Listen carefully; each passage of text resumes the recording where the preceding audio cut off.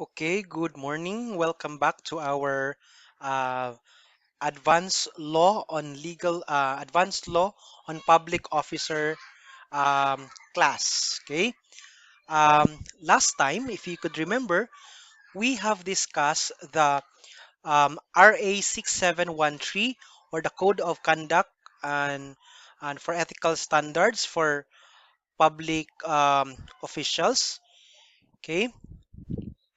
And also we have started with the Ora Ora, no? The Ora Ora or the 2017 Omnibus Rules on Appointment and Other Human Resource Actions. Okay, so basically we have learned the basics of RA 6713 and then we proceeded to RA the 2017 Ora Ora. Okay, so how are you doing right now? I hope you are fine wherever you may be. Okay, this is our second formal lecture. Okay, so if you could remember, we in the Ora Ora in the last meeting, we have discussed the different employment status. Now we have discussed um, the permanent appointments, the temporary appointments, um, also the coterminous appointments.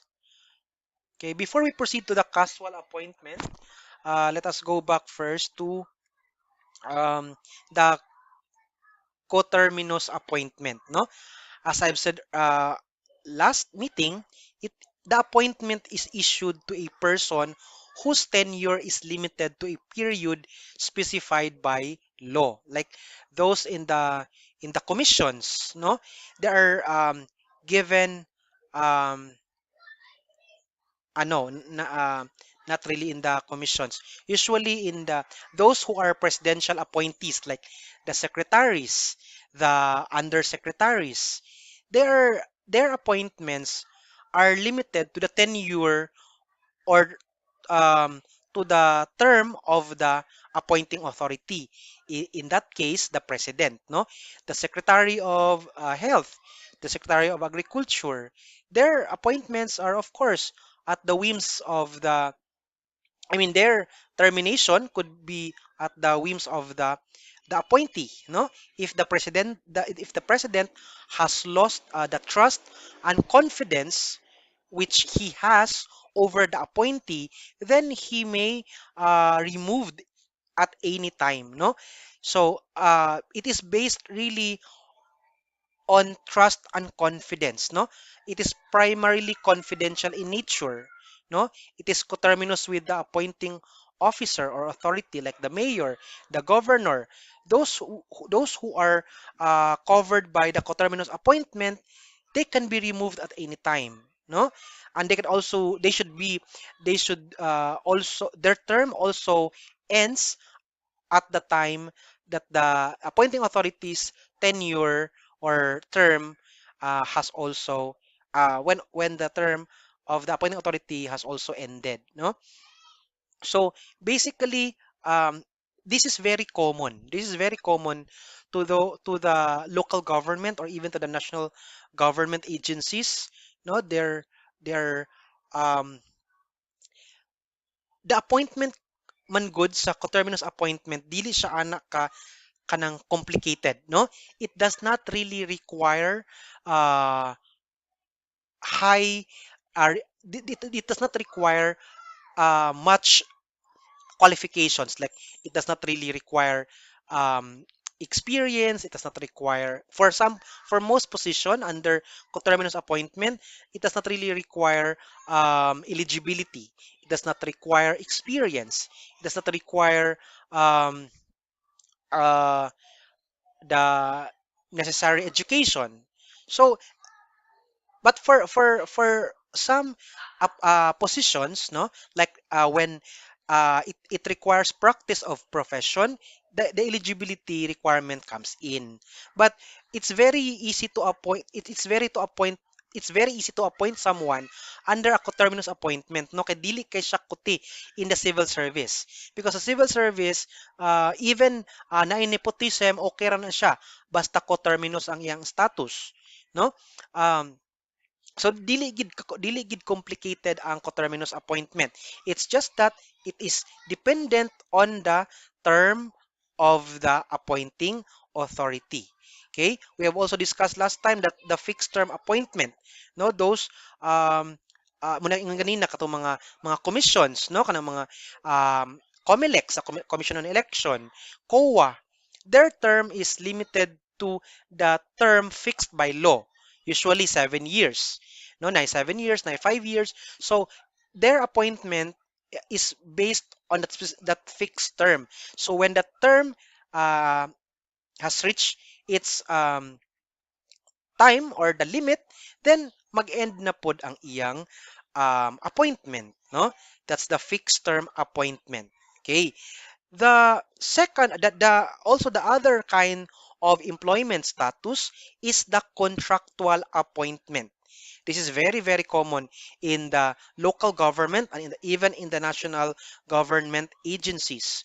So, who are covered, who are given contractual appointment? Okay, or a contractual appointment is a special contract to undertake a local or foreign assisted projects or a specific work or job requiring special or technical skills not available in the employing agency.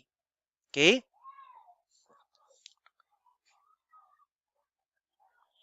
Okay. Limited to 1 year. No?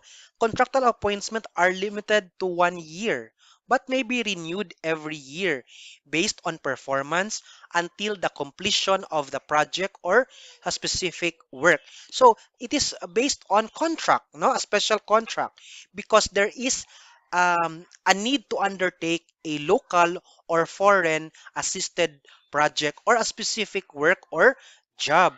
So 1 year. However, the performance of the appointee is below if the performance of the appointee is below satisfactory, or when the funds have become insufficient or unavailable, the appointing officer or authority may terminate the services or replace the appointee after giving the latter a notice of at least 30 days prior to the termination of appointment. So unique po ng contractual because limited to 1 year, no? But it may be renewed based on the performance. Okay? So because this is based on the project, so if the project has been terminated or if the project has the funds of that project has become insufficient or unavailable, then pwede pod ma-terminate ang imong contractual appointment, no? The appointee must still meet the education, training, and experience, but the eligibility may not be required, but it may be required for duties involving practice of profession. Okay? So, the contractual appointee is entitled to the same benefits enjoyed by regular employees. No? Halos pare-pareho ra gid ning contractual sa regular. It's just that nala siya limit based on the project, based on the specific work or job which requires special or technical skills. No? Based on contract siya. So, pwede siya mag-end kung walay klaro imong performance or pwede siya mag-end kung wala na budget for that specific project or work. No? But the benefits are the same as those enjoyed by the regular employees. Okay? So we have also casual appointment, no? A casual appointment is an appointment issued only for essential and necessary services where there are not enough regular staff to meet the demands of the service, and for emergency cases, an intermittent period not to exceed 1 year.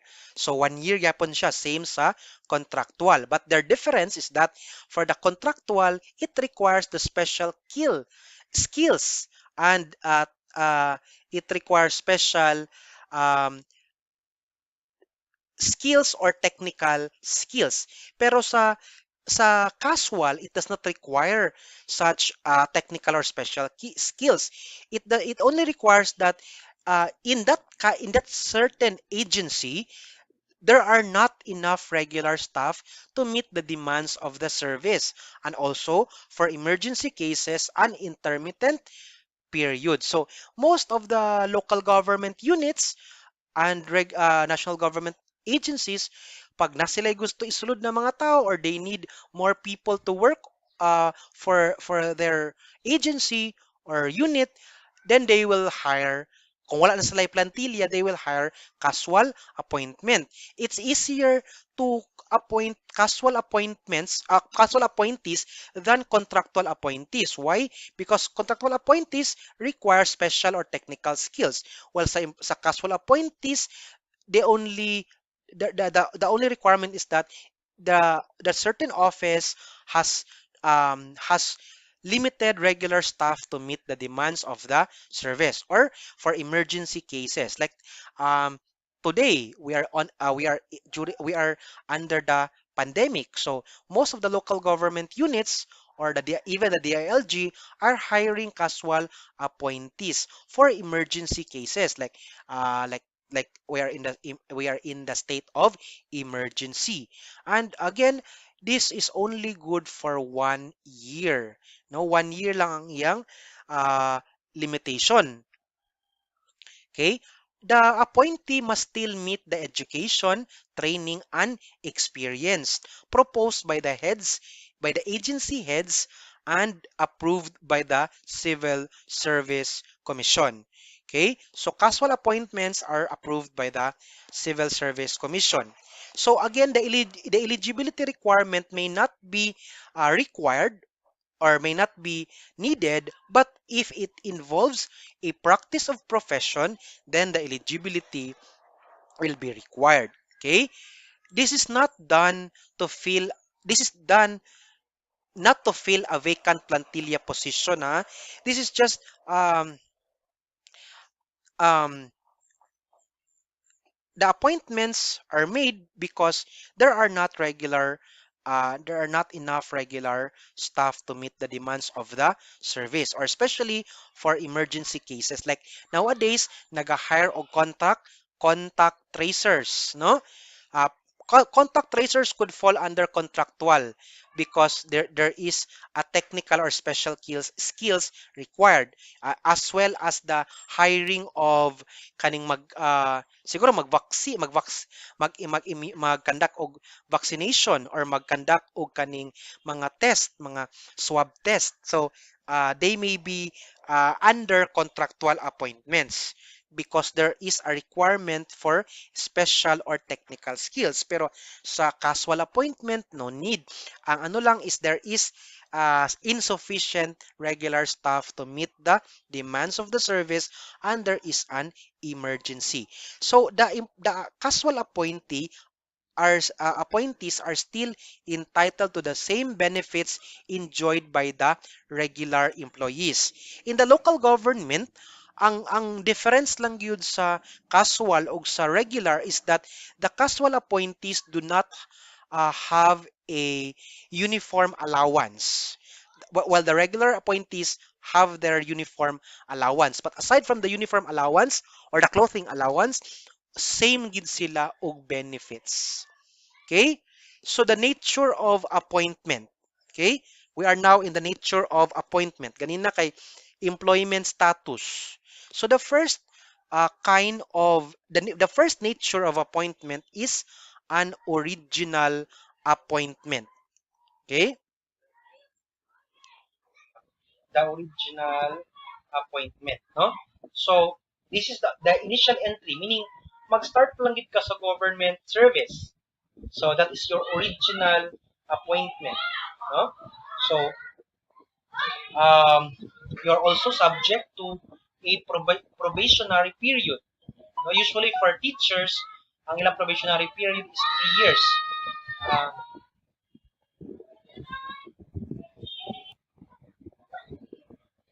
okay. So remember the original appointment.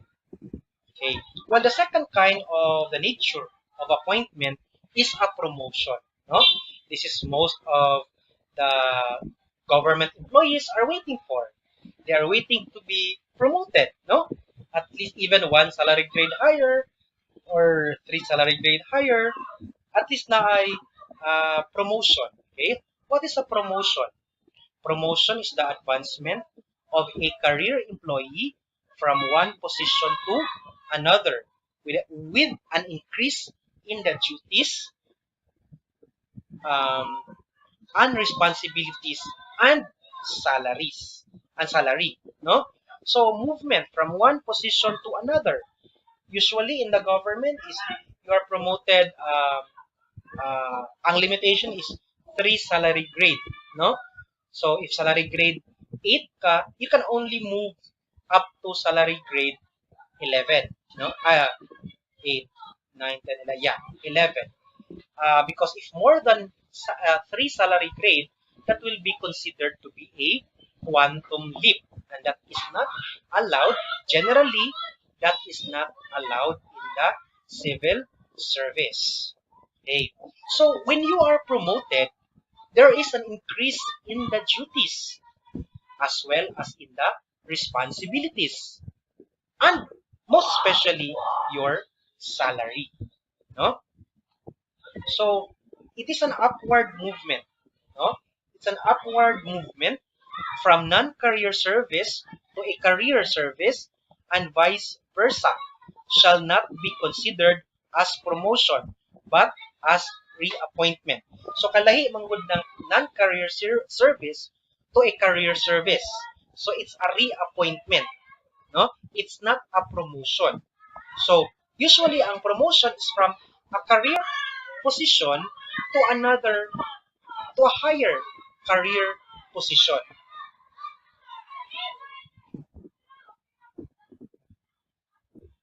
Okay.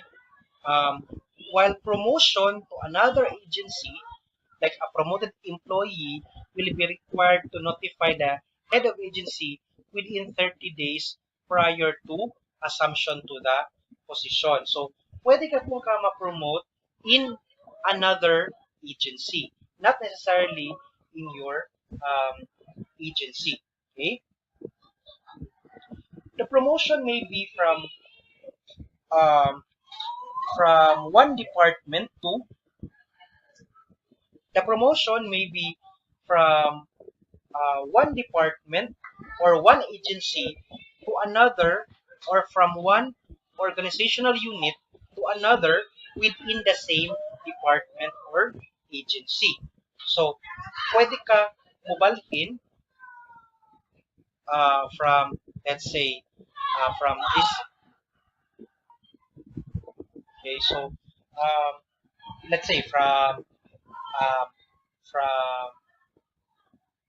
local government unit, you can be hired to a national government unit for a higher position, higher salary grade, and that could be considered a promotion. Or pwede po from one national government agency to another national government agency.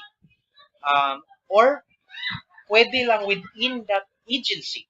No? Let's say from salary, the common is from salary grade 10 ka, 15, let's say you move to salary grade 18. No?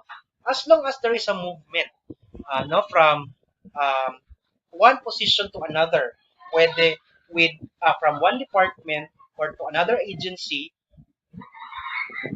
or from one organizational unit in the same department or agency. Okay? The pendency under the rules of under the Ora rules, the pendency of an administrative case against any employee shall not be a bar to promotion. No? Let's say an employee who has been found guilty of an administrative offense and impose the penalty of demotion, suspension, or fine shall be disqualified for promotion for the same period of suspension of or fine. So in case of demotion, the period of disqualification for the promotion shall be within 1 year. No? So general rule, dependency of an administrative case against any employee shall not be a bar for to a promotion. Okay? But if you are found to be guilty of an, meaning pending umang ito ganina, so there has been no final judgment yet, no. But if there has been a final judgment found, that you are found guilty of an administrative offense, and let's say you are given the penalty of demotion, so in that instance, the disqualification for promotion for demotion shall be 1 year. Now, for the suspension, depende sa pila kay months or years ang imong suspension. Pero usually, 6 months naman sa ombudsman, 6 months naman ang ilang suspension. Okay? So sa suspension, kung 6 months ang suspension, so from that period, dili ka eligible for appointment. But once the 6 month suspension period has been served, then pwede na ka maka-apply for promotion or pwede na ka ma-appoint for a promotion. No? Sa demotion, 1 year ang iyang disqualification. Okay? Now, there's the third kind, the third nature of appointment is the transfer. No? Transfer. So, what is a transfer appointment? No? The movement of an employee from one position to another, which is of equivalent rank, level, or salary without gap in the service, involving the issuance of an appointment. So the transfer may be from one organizational unit to another, or in the same department or agency, or from one department or agency to another. So however, any movement from the non-career service and vice versa shall not be considered as transfer but reappointment. Okay? So, ang transfer is that there is no movement in there is no, I mean, the salary is still the same, no? It's just that there is a movement from one position to another, which is of equivalent rank, level, or salary, no?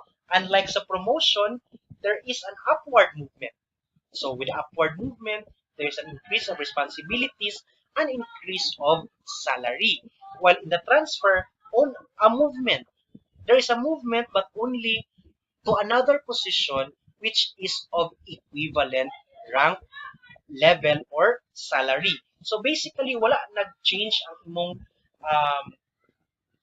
kanang rank, imong level, or ang imong salary. But nag-change lang ang imong position. Maybe you move within the same department but to another equivalent position. No? Let's say, sa local government unit, let's say, assistant department head ka, let's say, like in my case, no? Before, I was the assistant city legal officer.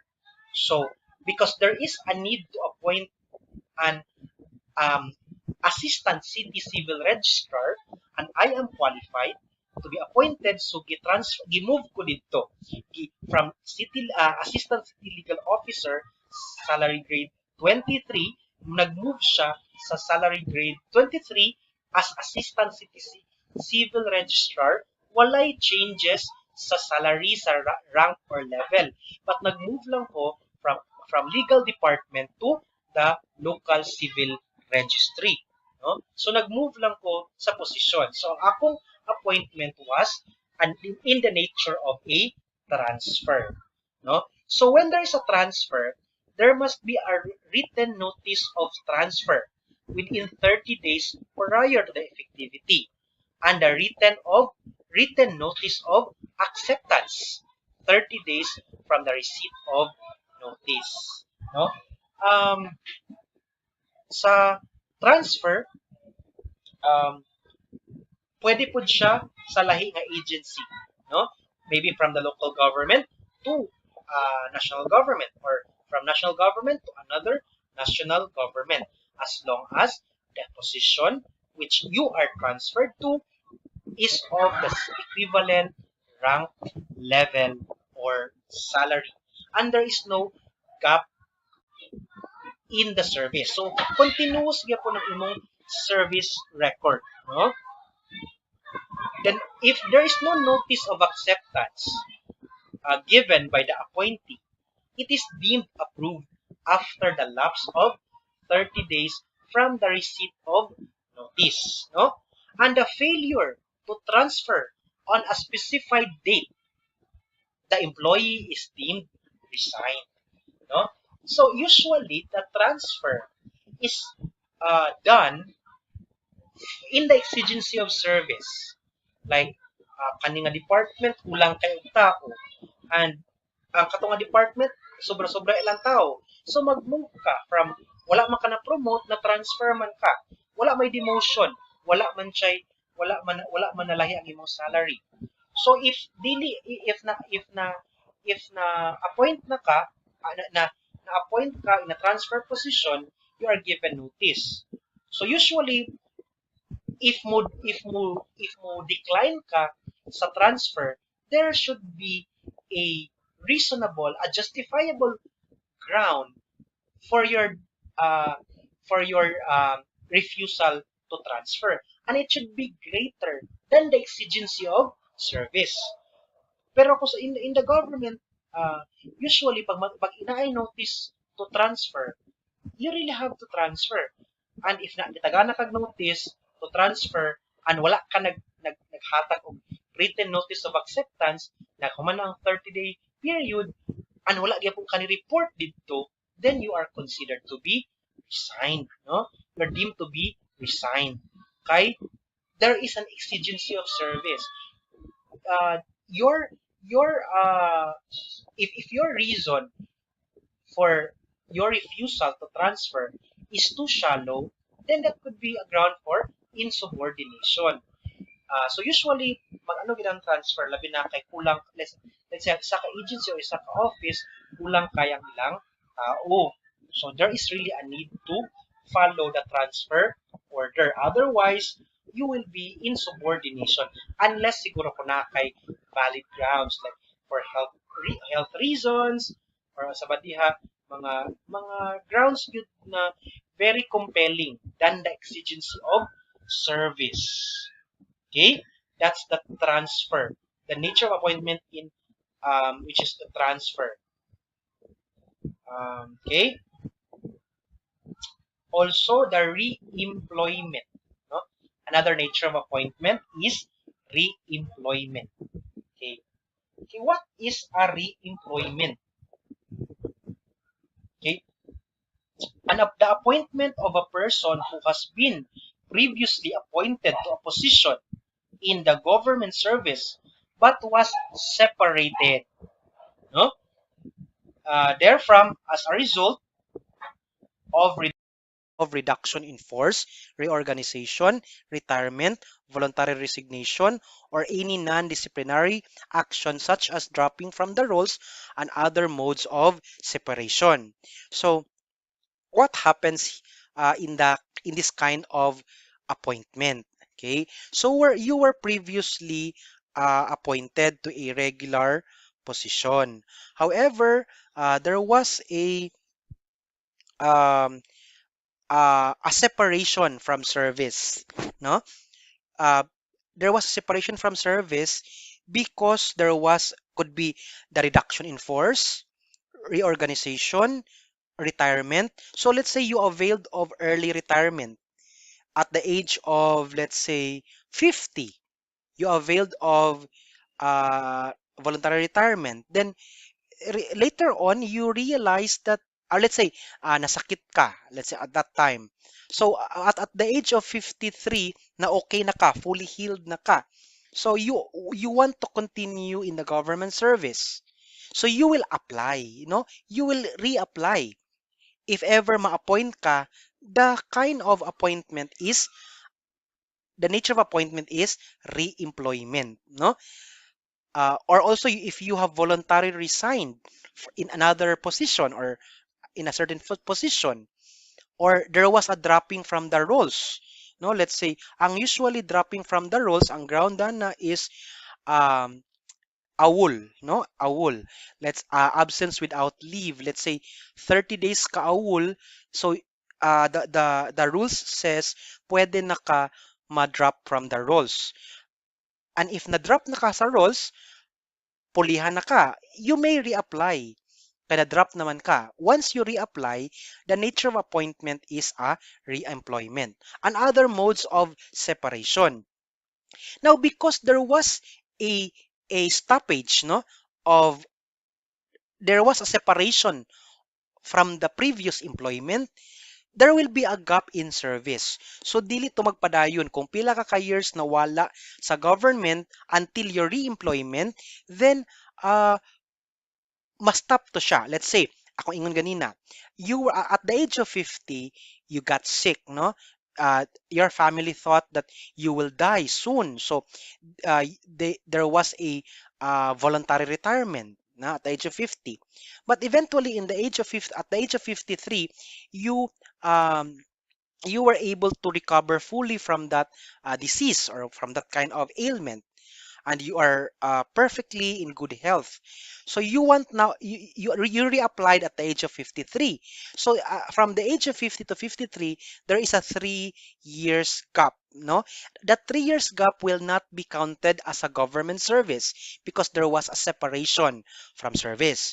So with that, mag-stop ang imong government service and mag-continue siya at the time of the re-employment. Okay? So, muna siya, ang re-employment. After you have been separated from government service, either due to reduction in force, reorganization, retirement, voluntary resignation, or other non-disciplinary action. Dili katong na dismiss gid ka from the government service, no? Non-disciplinary action such as dropping from the roles or other modes of separation. Okay? Now, the worst kind of appointment that you would not like to experience is the demotion, no? Um, I think everyone in the government wants promotion, and they never would want to experience demotion. Okay, what is a demotion as a nature of appointment? Okay, it is the movement of an employee from a higher position to a lower position where he or she qualifies if a lower position is available. So it entails reduction of duties, responsibilities, status, or rank, which may or may not involve a reduction in salary. No? Okay, usually, sa ang demotion, if you could notice, the demotion is the exact opposite of promotion, no? But gibutang dere, it may or may not involve a reduction of in salary, but most likely good when there is a demotion, there is also a reduction in the salary. But in demotion, there is always a reduction of duties, a reduction of responsibilities, the the the the reduction of the status or rank, and as well as the salary. Although it is stated here that it may or may not involve the a reduction in salary. Okay. What is the common ground for demotion? No, I don't think you would really want to have a demotion, no? But I have experienced, I have encountered an employee who wished to be demoted, no? Iyag yung will.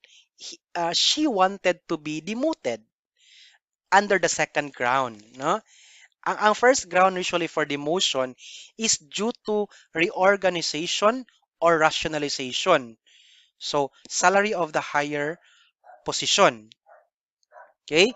So, muni usually ang isa sa mga ground. Pero dili kani siya common. Kay talag sa ramang kaayo mag-reor or mag-reorganization or mag-rationalization ang usa ka government agency.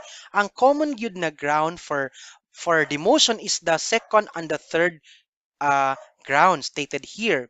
The second ground is the voluntary demotion. Same step of the salary grade of the previous position. So meaning same step of the salary grade of the previous position. Okay, you will go down to a lower salary grade, no? A lower position. Okay? Not although gibutang diri previous position pero pwede man other position nga lower sa imong present position. Like in one instance, um, a certain employee is the department head of an agency, no? Ano na siya, dako na siya salary grade, na sa mga 20 plus. But she opted to transfer, to transfer to another agency but to a lower position. That is still voluntary demotion. So from salary grade 25, I think, nag-step down siya to salary grade 18. And that's her choice because she wanted really to transfer to another agency. Of course, with the hope nga sa iyang new agency, the promotion is faster, no? And and she could reach higher than salary grade 25. I think that's the rationale why she voluntarily opted for a demotion, no? Or kanya-kanya sila slag trip, no? They wanted to have another work environment, another experience, no? And wala man siya choice but to start in a lower position. So she voluntarily opted for a demotion. And that's okay as long as kuan usually mag-ano gid ka og waiver, mag-execute ka og waiver nga you are voluntarily waiving your rights uh, to be demoted, no? Your rights in that present position and that you opted to avail the salary grade of that lower position. But of course, when there is a demotion, there is also uh, the reduction of duties, responsibilities. So at least dili na kay ka-stress sa imong trabaho before than your previous function or your previous appointment. So wala tayong mabuhat if they wanted to have a voluntary demotion. Okay? The third one is the disciplinary demotion. Usually, kanang nakay kanang uh, the step one of the new position or next or salary grade no to be issued. Say, disciplinary. Maybe you are involved in a disciplinary action and your penalty is demotion, no? Pwede man ang demotion. So, pwede step one of the new position or next lower salary grade. Kaya kanang NOSA is Notice of Salary Adjustment. Of course, there's an adjustment because there is a reduction of salary. So, mananay bag-o nga NOSA i-issue sa imo. Usually, ang NOSA is for the salary increase or step increment, but for some, for disciplinary demotion. Okay? Another nature of appointment is the reassignment. No? It is a movement across, okay? It is a movement across the organizational structure without reduction in the rank, status, or salary. It requires the issuance of an office order by the appointing officer, no? Reassignment of employees with station-specific place of work within the geographical location of the agency shall be allowed only for a maximum period of 1 year. So unsa man ning mga employees with specific station, place of work. Usually in the local government, no? If you are employed in the local government, you have a specific station or specific place of work within that local government unit. Of course, you cannot transfer from one. It is not allowed to be reassigned. It may be allowed to be reassigned in another structure, but only for 1 year, no? Reassignment, pero usually sa LGU, ang reassignment is within the organizational structure, no? Lahi lang siguro nga lahi lang nga kanang lahi lang nga tawag ani kaning office, no? Mura siyang transfer, kaya lang sa transfer it's permanent, no? While sa reassignment it is uh, allowable for a period of 1 year, no? 1 year lang ang allowable nga kaning reassignment if naa kay specific place of work within the geographical location of the agency. Let's say sa local government, naka sa Treasury Department, ibalhin ka dito sa kaning General Services Office. So pwede ra na siya within 1 year, no? So what is a geographical location? It is the area within the jurisdiction of the agency. Like for the national government agencies, the government uh, the government owned and controlled corporation, the state universities and colleges, the geographical location is the central to regional office, main campus to satellite campus. Munang example sa mga movement, provided that the office of reassignment is existing in the organizational structure of the agency. Like let's say, treasurer ka sa kaning main office or central office sa usa ka national government agency, you may be transferred to another regional office or you may be reassigned to another regional office nga naay existing office same as the office you are holding in the central office. So muna siya kanang um let's say dito ka sa COA nila lang. Let's say sa may mga national government agencies, like say DLG Central Office ka and you are reassigned to Region 1 or Region 2 or Region 3. As long as na ay existing position kung asa ka i-reassign, same position karon, then that is allowed. That is within the geographical location of the NGAs, GOCCs, and SUCs. For the local government unit, it is the area within the locality of an LGU where an employee may be reassigned from the provincial, city, municipal hall to other area within the locality provided that the reassignment is existing in the organizational structure of the LGU. So usually kung province, province lang. Kung city, city lang. Kung municipality, municipality lang.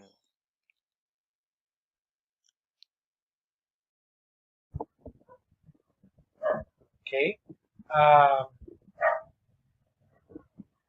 By the way, katulad yung mga reassignment, detail, there are other human resources actions. Okay? They are not part anymore of the nature of appointments. Okay? The detail. Okay? What is a detail?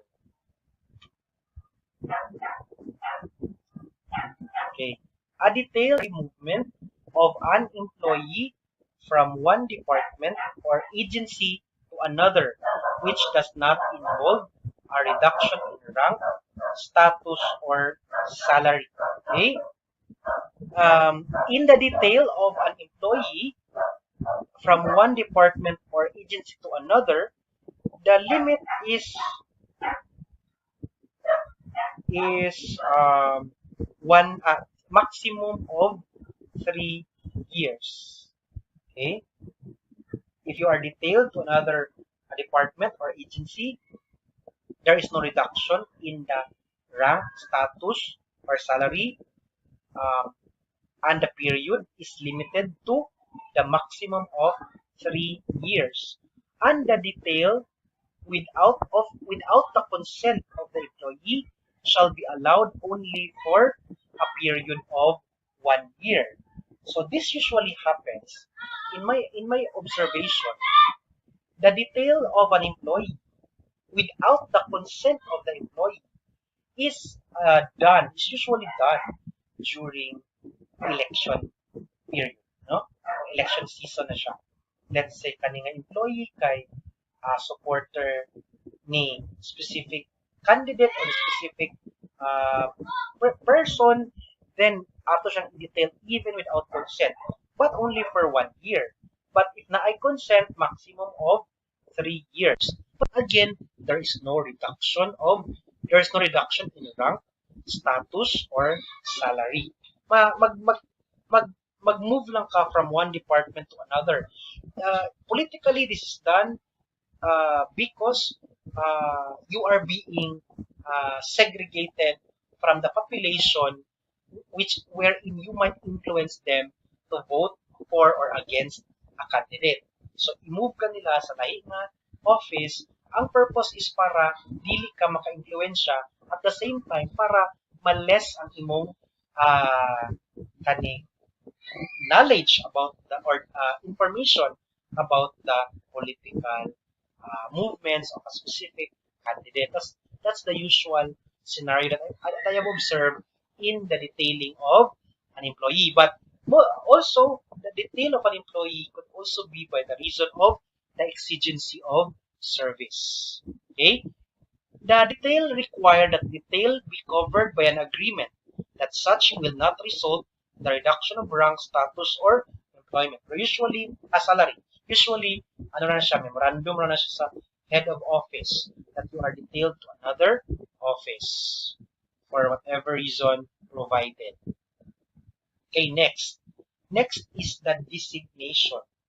Okay, what is a designation?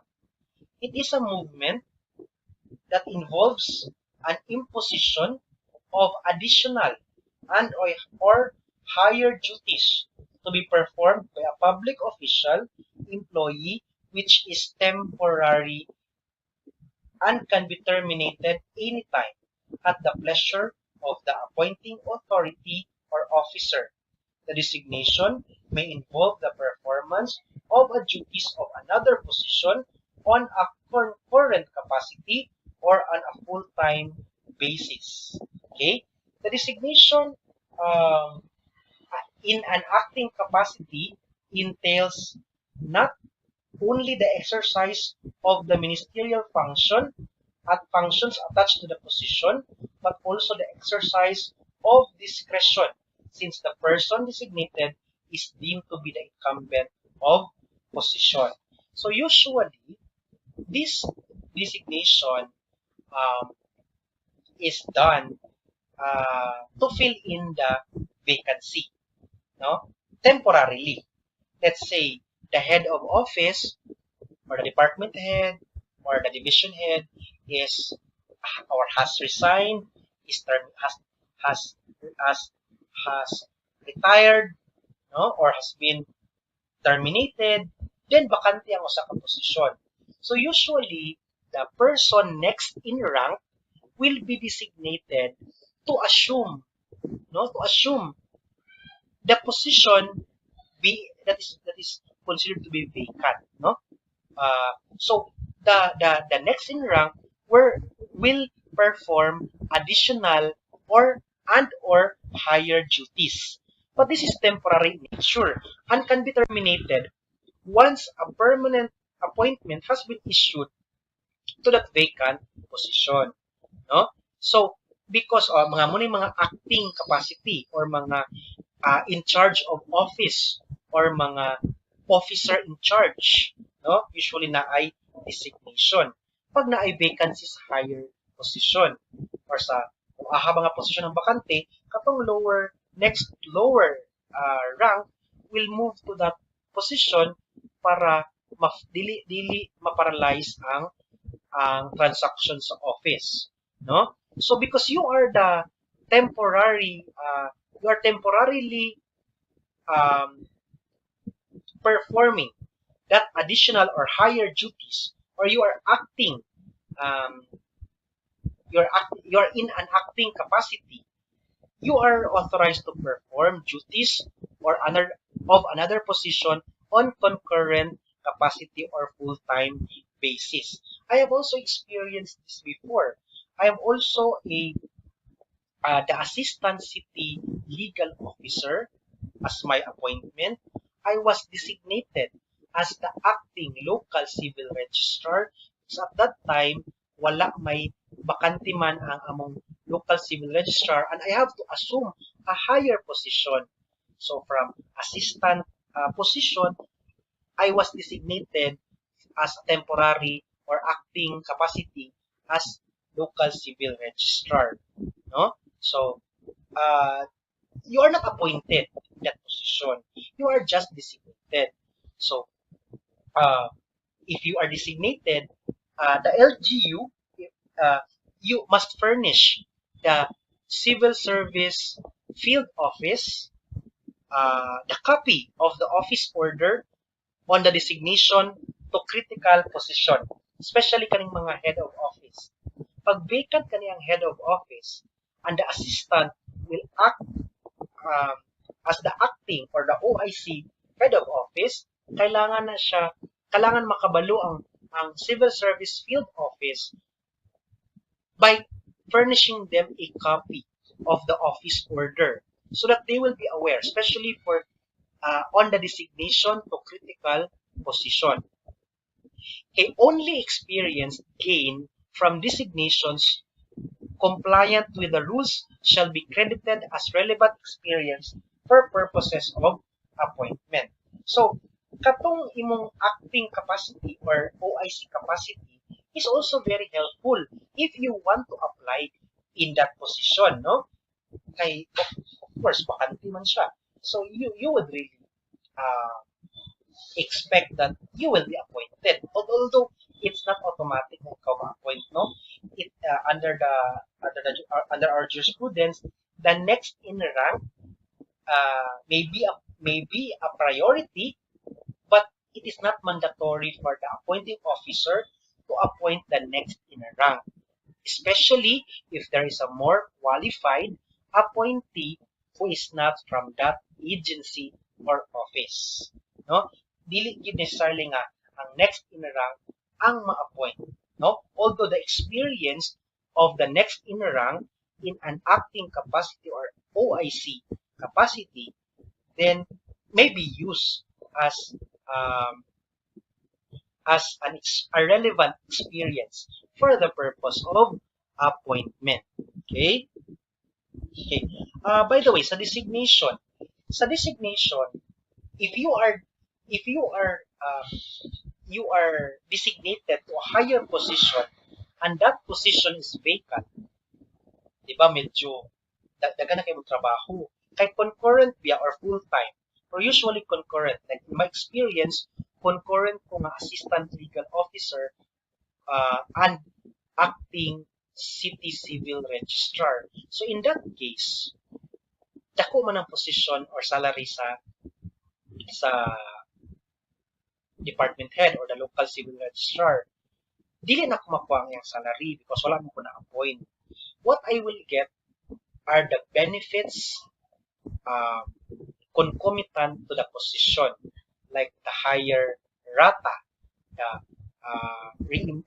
representation and travel allowance rata, and load allowance or unsa ba nga mga benefits due to the position nga bakante nga asa ka nag-assume in an acting capacity, makuha to nimo ang iyang mga benefits.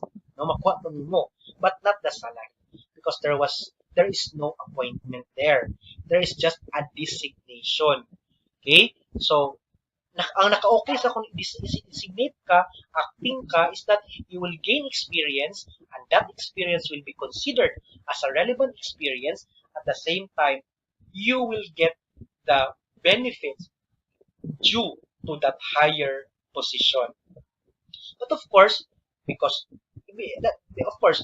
will be burdensome to you as well because you will be performing two duties one is your ordinary duties, and one is the additional duties. No? Okay. Next, the probationary period. No? What is a probationary period? Okay. Under the rules, if you are under probation, it must be indicated in the appointment. No? The appointment issued. Okay. So, a probationary period, the period of actual service following the issuance of a permanent appointment wherein the appointee undergoes a thorough character investigation and assessment of capability to perform the duties of the position enumerated in the position description form or PDF. Okay? Original appointees in the career service with permanent status of appointment shall undergo a probationary period. The duration is generally 6 months. No? If you're an original appointee, naa kay probationary period nga 6 months. That's generally the period wherein the office or the head of office will have a thorough assessment on your performance and character. No? I-check sa nila kung capable ba gid ka for that position. So you are given a probationary period. Pero most of the positions kanang wala man kayo siya probationary period. Pero naagi mga appointments like sa mga teachers, there is a probationary period of 3 years following your permanent appointment or original appointment. Okay, there's no problem here because you are a regular employee already. You are already a permanent appointee. However, you must be able to pass the standards for that position. You have to meet all the requirements para meaning ano ni mo ma-reach ni mo standard sa office sa ang assessment nila let's say ano gid ka kanang outstanding permi ang imong assessment sa imong performance and your character fits to that position. Usually mahuman ang probationary period, so ano na gid siya kanang murag permanent position na gid siya. Pero wala sa ko kadung kaayo nga naay probationary appointing nga natanggal, no? Usually gyud ma-absorb man gyapon ka because the probationary appointment of course was issued the period of actual service following the issuance of a permanent appointment where the appointee undergoes a thorough investigation. Okay? So na-issue na ko permanent appointment then na rin probationary period. For non-career service employees who are reappointed or reemployed to a career position under permanent status, they're also subject to probationary period.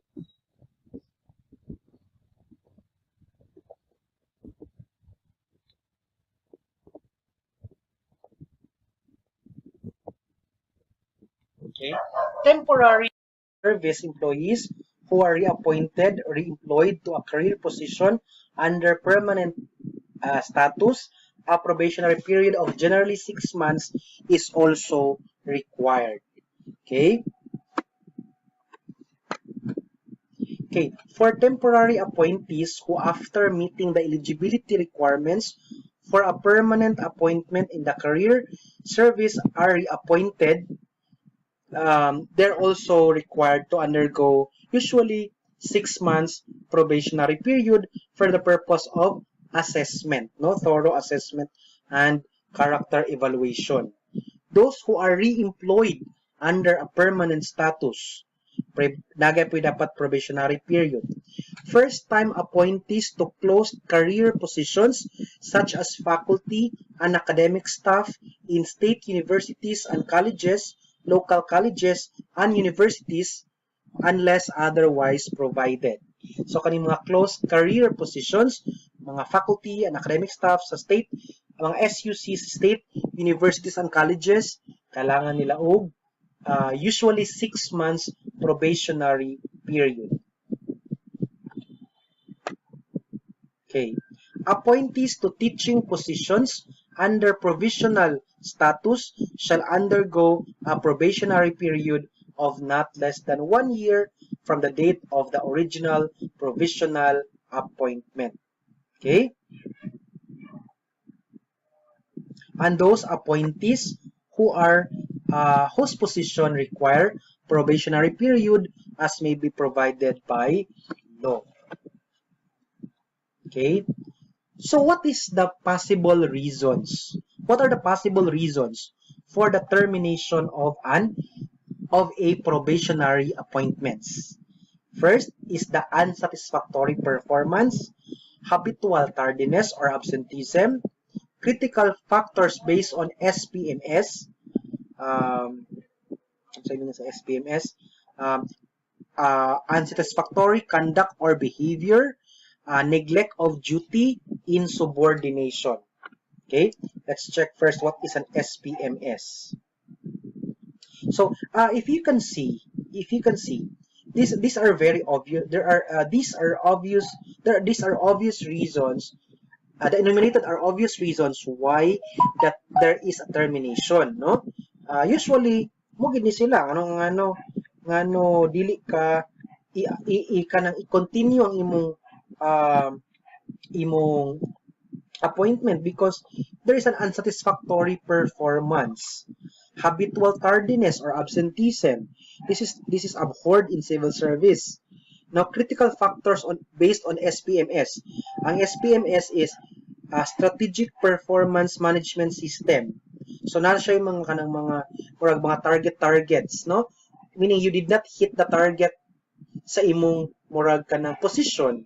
You did not reach the murag ka ng certain criteria during your probationary period. No, there is unsatisfactory conduct or behavior, neglect of duty or insubordination. So ma-terminate ng imong probationary appointment and dili na magpadaya ng imong appointment. Okay. The notice of termination shall be supported by at least 2 of the following. First is the performance evaluation report. The report of the immediate supervisor or rater on job-related critical and unusual incidents and on unsatisfactory conduct or behavior of the appointee. So, na yung mga supporting documents, supporting papers on why your probationary appointment is terminated, and other valid documents that may support the notice of termination of service. So, sa probationary period, the period of notice of termination is within is 15 days. Dapat ma-notify ka within 15 days. And then after 15 days, the execution of the notice of termination. Meaning, sa 15 days, notify ka why is your probationary appointment is being terminated.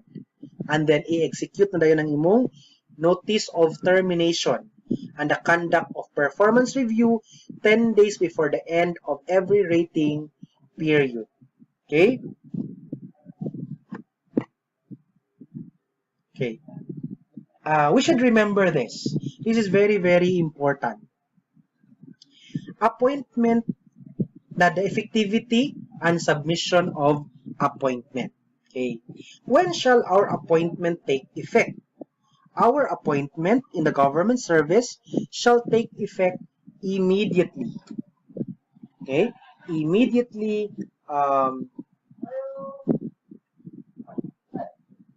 wait lang ha.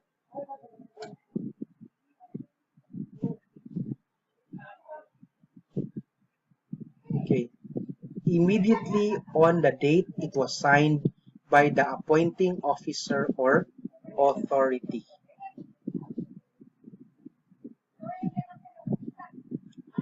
Okay. Okay. So, issue mo gid siya kaayo ang isa sa mga controversial aspect of appointment is the effectivity date, no? But we will know later on na napagyoy mga requirements, no, for appointment. So an appointment shall take effect immediately on the date it was signed by the appointing officer or authority, no? So depende sa position or depende po kung kinsay appointing authority for a specific position. Usually, pag regional office ng mga heads, ang appointing authority is ang secretary or the central office sa kana nga specific national agency. Pero if regional office, a lower regional level or positions, usually ang regional officer ang appointing authority. Sa local government, it is always the mayor or the governor ang appointing officer or authority. Okay. The date of appointment shall not fall on a Saturday, Sunday, or holiday, except in cases where the date of issuance is specifically provided in a special law. Okay? So, usually appointments are done during office hours. Walay labot ang Saturday, holiday, or Sunday. Except lang kung naagi position nga special law where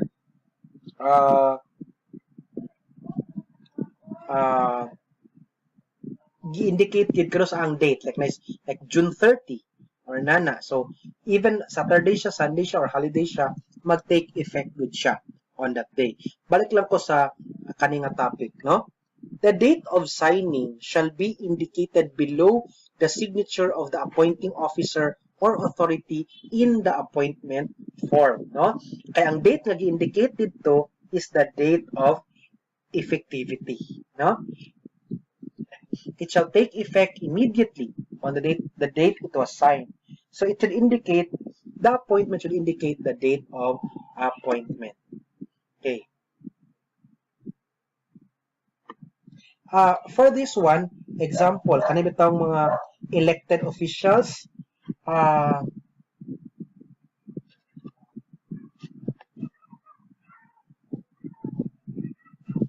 July 1, sa mga elected officials, usually they will assume office on the noon of June 30, no?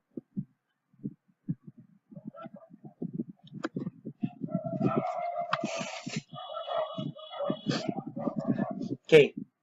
If the appointee, we are now in the effectivity and submission of appointment. So, na-appoint na appointment. Kato ganina, mga classification, mga nature of appointments, and other human resource actions. Now, we are now in the effectivity and submission of appointments because all our appointments are subject to the validation or approval of the civil service. Now, if the appointee has taken his or her oath of office and assumed the duties of the position, he shall be entitled to receive his or her salary at once without awaiting the approval or validation of his or her appointment by the commission. Okay? The appointment shall remain effective until disapproved or invalidated by the commission. Okay? There is I often encounter the issue on this one because some offices will wait for the approval or the validation from the civil service before ka magsweldo. Usually, mag-abot man og 2 to 3 months before ka ma-approve the civil service. So, di po ka ka-receive og salary. That is a wrong practice. It is a wrong practice as provided by the 2017 ORA and even in the previous ORA and previous rules sa civil service. Because at the time nga nanay appointment and nakatake na sa imong oath of office and you have assumed the duties of the position, you're already entitled to receive your salary. So there are 3 requirements para maka-receive ka sa imong salary. First is a valid appointment. Second is that you have taken your oath of office. And third one, you have assumed the duties of the position. Once the 3 requirements are complied with, you can now you are now entitled to receive your salary. Now, in some offices lagi kay mahadlok lagi sila kay basin lagi ma-invalidate ang appointment sa appointee, dili sa nila sweldoan. That's a wrong practice. Even though I think COA will also dili lang ko generalize ano lang nalay mga murag mga cert murag nalay mga advice ang uban nga ay lang sa sweldohi pending the approval or validation, but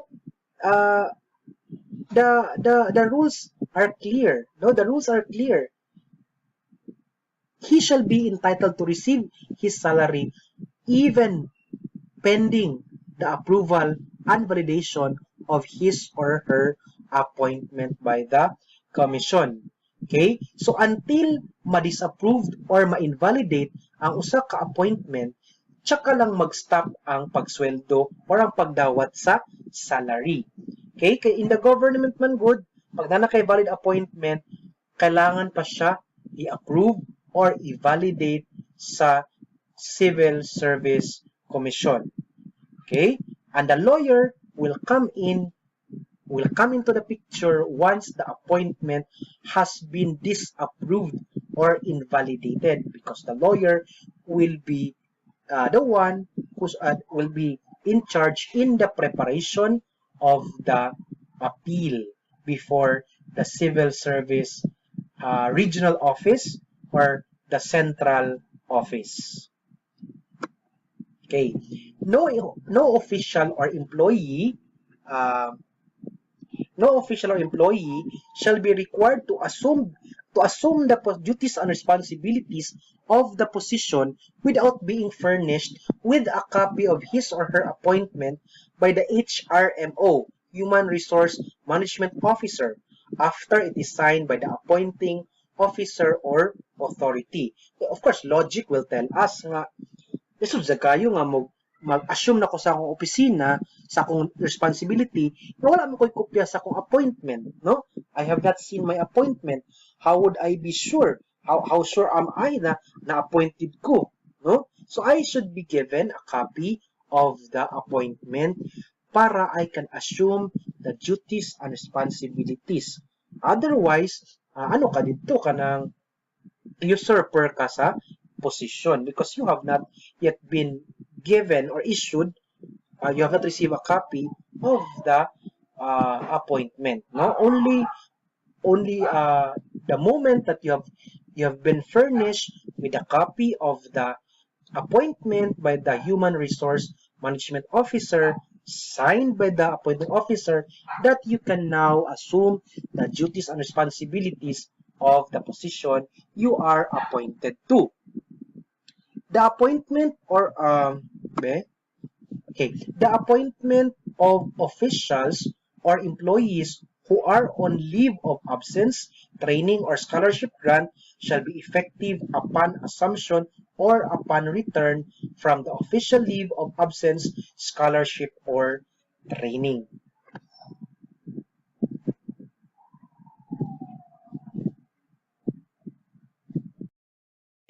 This is usually appointment nga mga promotion, no? Usually mga promotion sila, or maybe other kinds of appointment wherein the official or employee is still on leave, training, or taking up a scholarship grant. So their absence, um, the effectivity of their appointment rather is effective upon the assumption or upon return of from official leave of absence, scholarship, or training of the said employee. Okay, the appointment in the LGU, the appointment issued by the appointing officer or authority to a department head position requires the concurrence of the majority of all the members of the local sanggunian.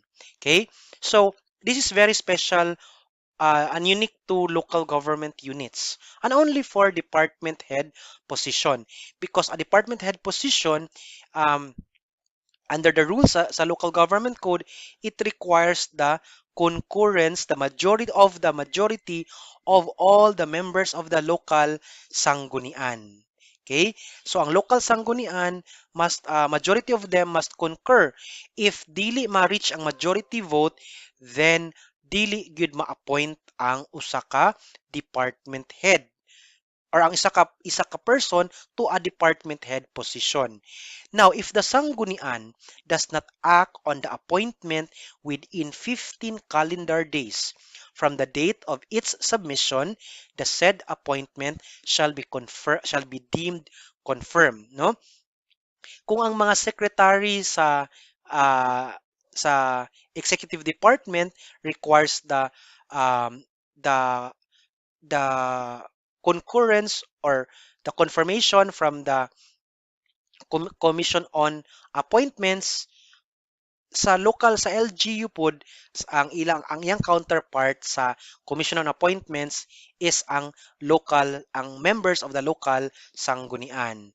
Kay na they will approve or disapprove or concur, or if they do not reach the majority of the local member of the local sanggunian um, uh, is not in favor of the appointment, then the the the appointee will not be appointed to that position.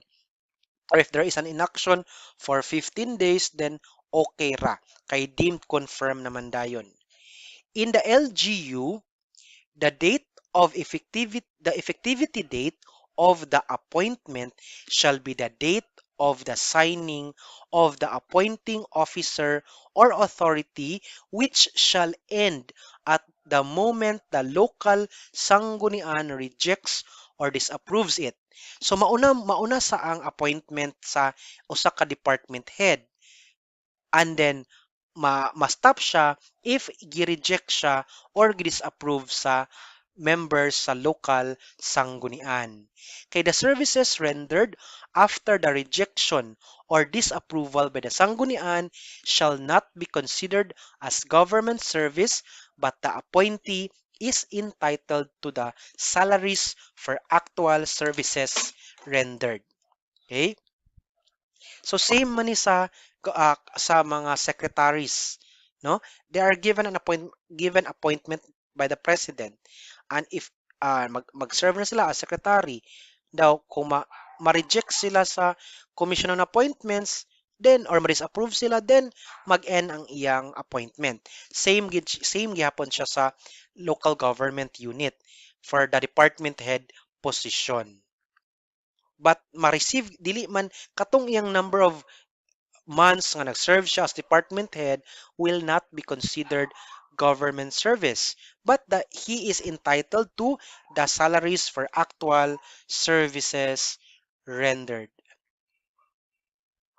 Okay, the appointments should be submitted to the Civil Service Commission within 30 days from the date of issuance. So kung January 2 gi-issue ang appointment, dapat within 30 days from January 2, that will be February 2 or February 1, kaya naman 31, depending sa counting ninyo, pila na ka days, within 30 days from the issuance of the appointment, dapat masubmit siya sa Civil Service Commission. Kay the delay in the submission of the appointment or the RAI to the Civil Service Commission Field Office or Civil Service Commission Regional Office should not be taken against the employee. The effective date of the appointment shall not be adjusted based on the delay. The original date of appointment shall be retained. So it is the responsible official or officials who caused the delay in the submission or the non-submission of the appointment may be held administratively liable. So if the appointment has not been submitted to the civil service regional office or field office within 30 days is not a ground for the disapproval or disapproval or invalidation. Wala ilabot ang employee ana because it's not the duty of the employee to submit the appointment. Now, it is the responsible official, maybe the head of the Human Resource Management Office or the appointing officer himself who caused the non-submission or the delayed submission will be administratively liable for neglect of duty. Delay will be recorded in the agency capability evaluation card and may result in the revocation of the accredited deregulated status. The appointment issued by the appointing officer or authority may be cancelled if the appointee does not assume or report within 30 calendar days from the receipt of the written notice of appointment. So ganina is the late submission of the appointment to the civil service. It does not affect the appointment. Now, if the appointment has been issued and within 30 calendar days from the date of its issuance, una kong giingon ganina, that it is very important to know the date of the effectivity of the appointment, which is indicated in the document, because it is the basis to count the 30 days.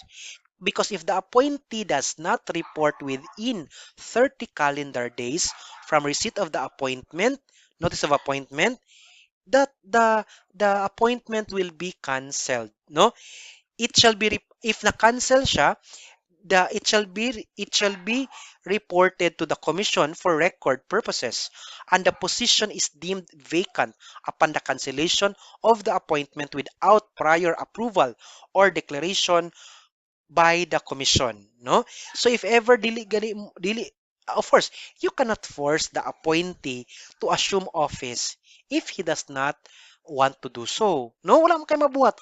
That will be violation against right to ito yung violation to involuntary servitude. If dili siya gusto mag-assume sa office, then do not force him or her.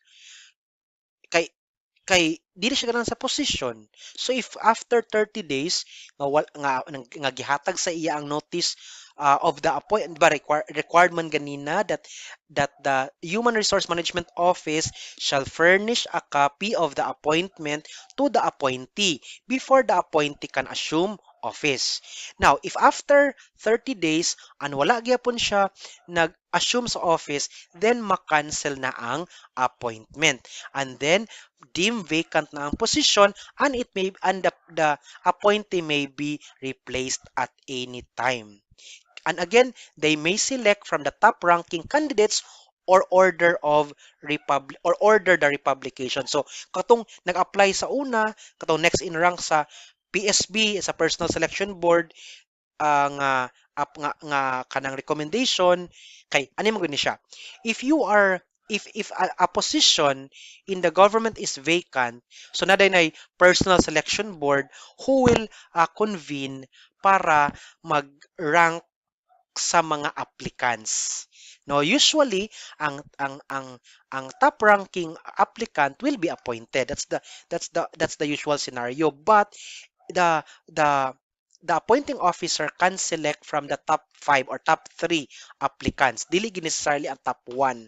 No? Ang top 1 to 5 or top 5 or top 3, sila pwede pilian. Pero usually, ang top 1, di man usually, murag common gid siya nga top 1 ang mapili. But in some instance, pwede gyapon ang top 2 or top 3 if and it is now the appointing authority who will justify why did he or she appoint the other ranking the not top ranking applicant, pero who fits the qualification, the eligibility, who meets the eligibility, experience, education, and other requirements. Okay. Effectivity of temporary appointment. Okay? Kaya di ba na may original appointment or permanent appointment, na may temporary appointment. Sa temporary appointment, it is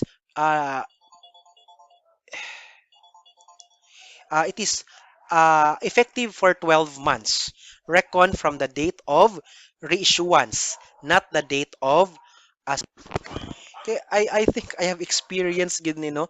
I was in my first appointment, I was issued a temporary appointment, no. So I have tried to be a temporary appointee, a permanent appointee. I have tried to be a designation. No, I have tried being designated in another office. I have been issued a transfer appointment. So ako gid sa akong 6 years in service, government service, I have encountered all of this, no? Mga temporary appointment, permanent appointment, transfer, detail, and even designation. So nakatry na ko anin nila nga mga kaning mga mga personal experience kaning mga kinds of appointments. So in my first year of first appointment, I was issued a temporary appointment. So mag-renew ko every year. Kaya 12 months lang man siya.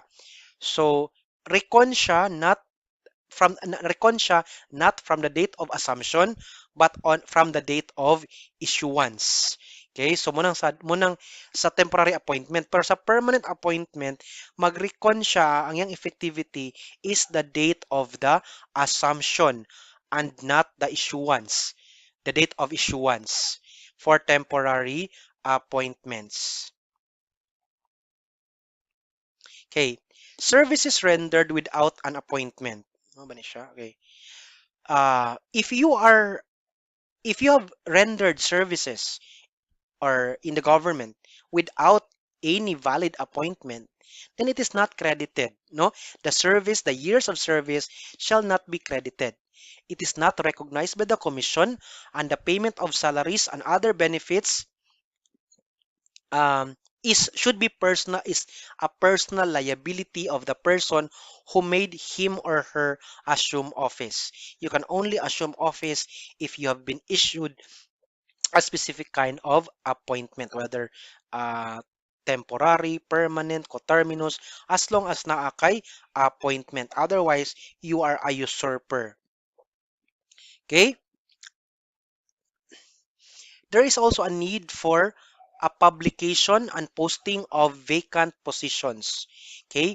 Vacant positions in the career service shall be published and posted in 3 conspicuous places for a period of at least 10 calendar days for NGAs, SUCs, and GOCCs with original charters in accordance with the provisions of RA 7041 and its implementing guidelines, and not less than 15 calendar days for local government units. Okay, we will just discuss the publication and posting of vacant position in the uh, next week's lecture, no? Kaya wala naman tay time. Okay, one and a half hour lang siguro atong lecture para dili pod kayo mo mabugatan. Okay, thank you for listening. We will just continue next meeting.